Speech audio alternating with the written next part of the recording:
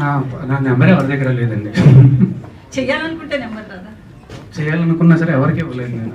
ముందు మంచు విష్ణు గారితో మీరు సినిమా చేశారు కదా, ఆడో రకం ఏడో రకం. సరే మా అసోసియేషన్ నుంచి లేదు లేదండి, విష్ణు భయ్య నాకు ఫోన్ చేశారు. ఇప్పుడు స్టార్టింగ్లో ఫోన్ చేశారు నాకు. బట్ ఆ తర్వాత నా నెంబర్ ఎవరి దగ్గర లేదు. సో ఎవరు నాతో టచ్లో లేదు.